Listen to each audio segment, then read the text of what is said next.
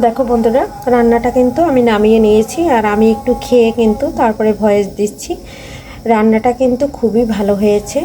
একবার রেসিপিটা ফলো করে রান্না করে দেখতে পারো। আমার ভিডিও যারা সব সময় দেখো তারা বন্ধুরা একটা লাইক দিয়ে দেখো, আর যারা ফেসবুক থেকে দেখবে ফলো দিয়ে দেবে, আর যারা ইউটিউব থেকে দেখবে তারা একটু সাবস্ক্রাইব করে দিবে। আর প্লিজ বন্ধুরা ভিডিওটা স্কিপ করবে না, সম্পূর্ণ ভিডিওটা দেখে নেবে। আর যদি ভালো না লাগে তাহলে দেখবে না, অনুরোধ রইল। নমস্কার বন্ধুরা, সবাই কেমন আছো? আমি পাপড়ি কিচেন অ্যান্ড ব্লগ থেকে চলে আসলাম তোমাদের মাঝে নতুন একটা রেসিপি নিয়ে। আজকে আমি এই খরম মাছ রান্না করব টমেটো দিয়ে। এখানে নিয়ে নিচ্ছি 4টা টমেটো, আর এটা কিন্তু কেটে নেব। টমেটোটা কেটে আমি মাছটা ভুনা করব। আর এখানে এখন মাছগুলো হলুদ, লবণ আর একটু চালের গুঁড়া দিয়ে ভেজে নেব।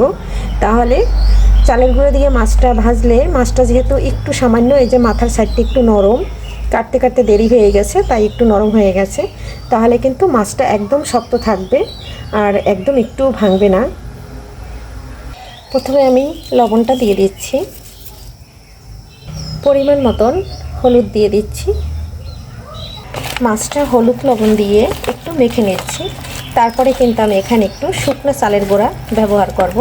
মাছের গায়ে যে জলটা আছে সেই জলটা ওই চালের গুঁড়ায় শোষণ করে নেবে, আর মাছটা থেকে অতটা জল বেরোবে না, তেলও ছিটবে না, এবং মাছটা ভাজলে পরে একদম শক্ত থাকবে আর একদম মুসমুসে হবে।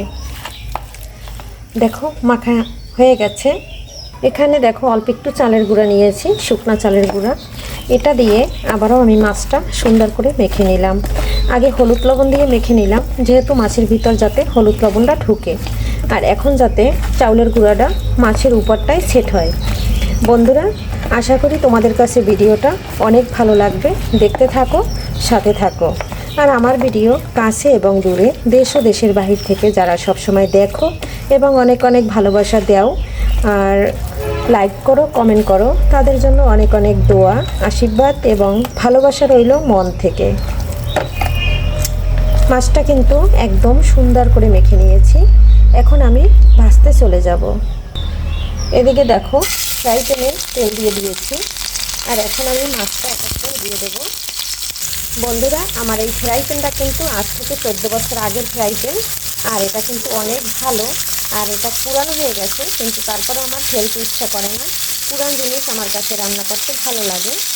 একটু তোমরা বন্ধুরা কিছু মনে করো না, কারণ রাঁধতে রাঁধতে একটা এমন একটা জিনিস ভালো লেগে যায়, সেটা আর ফেলতে মন চায় না, শুধু সেটাই রাঁধতে মন চায়। মাছটা দেখো বন্ধুরা, একদম উল্টো পাল্টে সুন্দর করে ভেজে নিয়েছি। আর মাছটা কতটা শক্ত হয়েছে দেখো, সামান্য একটু চালের গুঁড়ো দেওয়াতে মাছটা কিন্তু একদম শক্ত হয়ে গেছে। আর এই মাছটা কিন্তু ভীষণ নরম বন্ধুরা। সুন্দর করে মাছটা ভাজা হয়ে গেছে, এখন আমি তুলে নিচ্ছি। বন্ধুরা, মাছ রান্না করার জন্য টমেটোটা কিউট কিউট করে কেটে নিয়েছি, আর সম্পূর্ণ মাছটা একদম ভেজে নিয়েছি। এখন কড়াইতে তেল দিয়ে দেব। তেল দিয়ে দিলাম কড়াইতে। এরপরে ফোড়ন দিয়ে দেব জিরা আর একটা তেজপাতা। ফোড়নটা দিয়ে দিয়েছি, আর এখানে 1টা পেঁয়াজ কুচি নিয়েছি, বড় সাইজের পেঁয়াজ কুচিটা দিয়ে দিয়েছি। এখন একসাথে এটা ভেজে নেব। পেঁয়াজটা সুন্দর করে ভেজে নিয়ে তারপরে এখানে একটু গরম জল দিয়ে গুঁড়া মশলাটা অ্যাড করে দেব। পেঁয়াজটা ভাজা হয়ে গেছে, এখানে একটু জল দিয়ে দিয়েছি। এখন গুঁড়ো মশলাটা দিয়ে দেবো। স্বাদ অনুযায়ী লবণটা দিয়ে দিচ্ছি, পরিমাণ মতন হলুদ আর লবণ আর মরিচের গুঁড়া দিয়ে দিয়েছি। এখন একটু ভালো করে কষিয়ে নেব। একটু ধনিয়া ও জিরার গুঁড়া দিয়ে দিলাম। দেখো বন্ধুরা, মশলার তেলটা কিন্তু ভেসে উঠেছে। এই পর্যায়ে আমি কয়েকটা কাঁচামরিচ খালি করে দিয়ে দিচ্ছি, এতে কালারটা খুব সুন্দর থাকবে। আর এদিকে তেলটা কিন্তু ভেসে উঠেছে। এখন আমি মশলার মধ্যে টমেটোটা দিয়ে সুন্দর করে কষিয়ে নেব। টমেটো দিয়ে সামান্য একটু তেল দিয়ে দিয়েছি। এখন আমি দিয়ে কষিয়ে নেব 10 মিনিটের জন্য, কারণ টমেটোটা একদম সিদ্ধ করে ফেলবো। ঢাকনা দিয়ে 10 মিনিট ঢেকে রাখবো। দেখো বন্ধুরা 10 মিনিট পরে চলে আসলাম, আর তেলটা কিন্তু একদম ভেসে উঠেছে।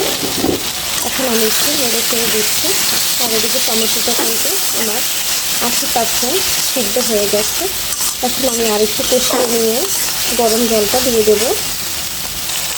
এখানে আমি এখন গরম জলটা দিয়ে দিচ্ছি।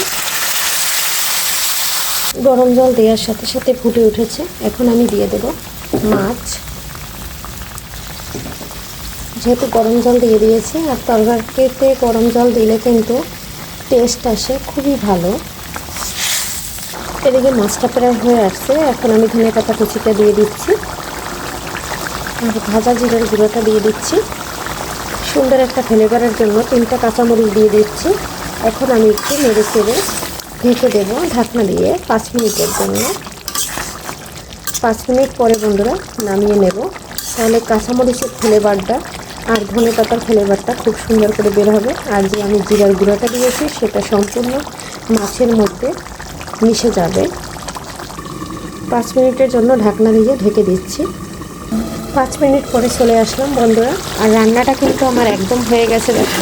তেলটা কিন্তু ভেসে উঠেছে। আর এই পর্যায়ে কিন্তু আমি এখন নামিয়ে নেব।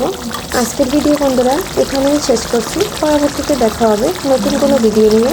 এ পর্যন্ত সবাই ভালো থাকবে, সুস্থ থাকবে, শরীরের খেয়াল নেবে।